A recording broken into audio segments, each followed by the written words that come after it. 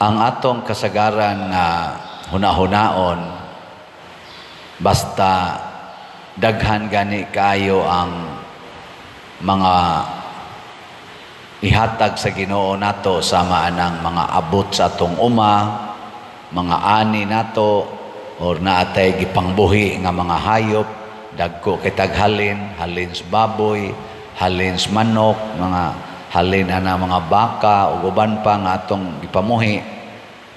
Malipay gid ta nya moingon deta salamat Ginoo kay imo jud kong gitagaag blessing.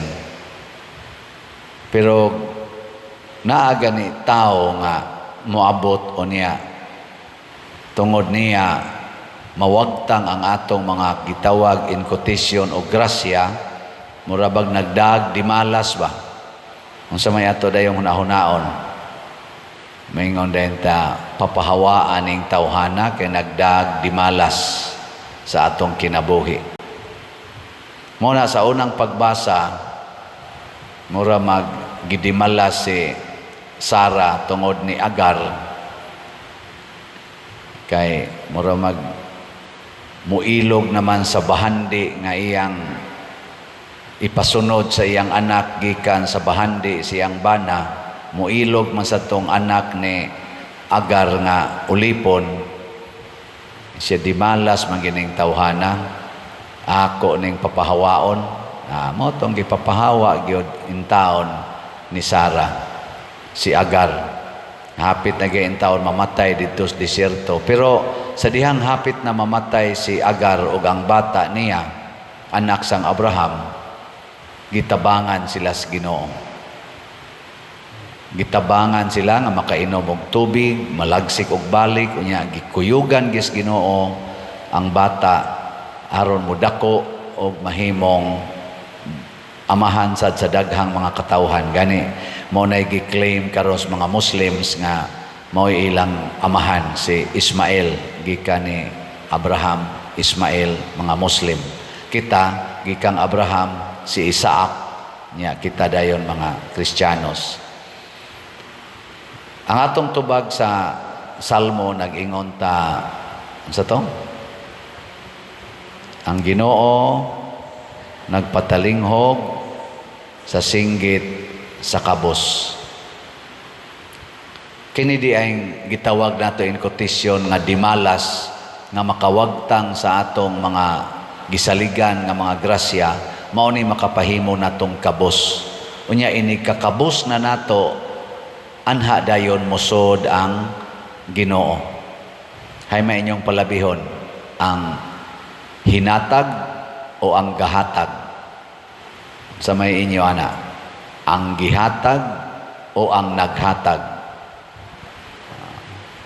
mao na pasagdailan ng mga mawagtang ng mga hinatag sama ng mga kwarta, mga tanom, mga hayop ang siguro agyod nga naa nato ang naghatag pero tungod lagi sa atong pagkamubo kayog panabot o attach kay taani mga butang sa kalibutan nahitabo gyud diri sa atong ebanghelyo unsa may gibuhat sa mga tao sa dihang giluwas ni Hesus ang duha ka tawo nga giyawaan niya ang mga yawa nihangyo nga pasudlon sila sa mga baboy mga 2,000 to kuno kabuk baboy ang tanang baboy nangambak ngadto sa linaw og namatay sa dihang nakita sa mga tao nga porting patay sa baboy pero naluwas ang tao nga mga buangon katong giyawaan ilang gihangyo si Jesus nga pahawa diri kay mura magdimalason kay kagnaw tungod anang imong pagsigig luwas og mga tao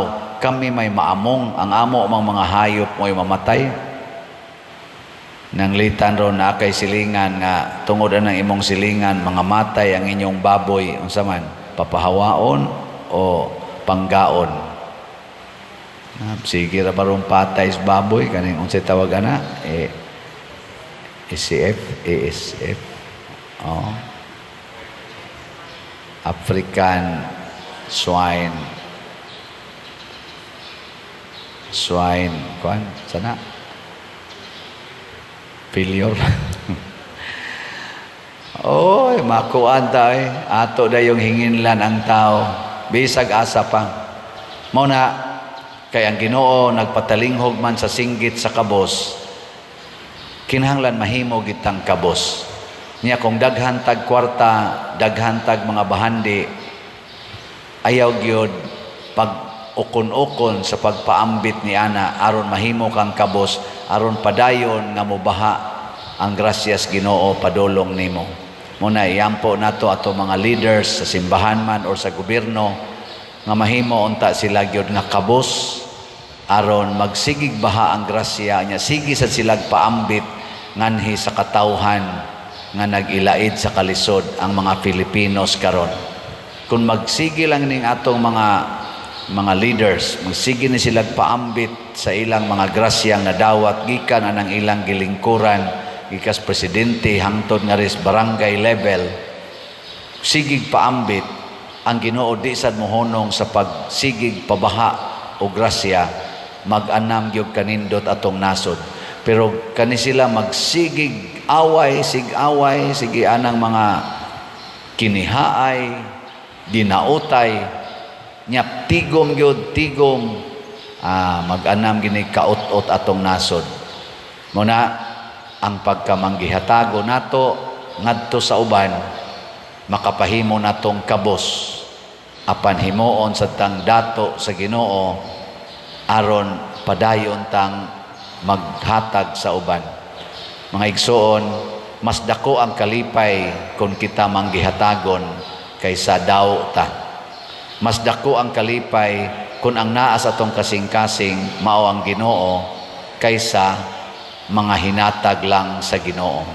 Unang atong iyampo nga kita unta maingon ani ngato sa mga igsoon nga manggihatagon kay nato dinhi, itong mga benefactors and donors, iyampo nato sila nga daghan pang grasyang moabot nila aron daghan pasad ang mapaambit nila di lang dinhis ato ngadto sa uban. So salamat kay ninyong padayon nga namalit og mga slots dinhis atong parokya.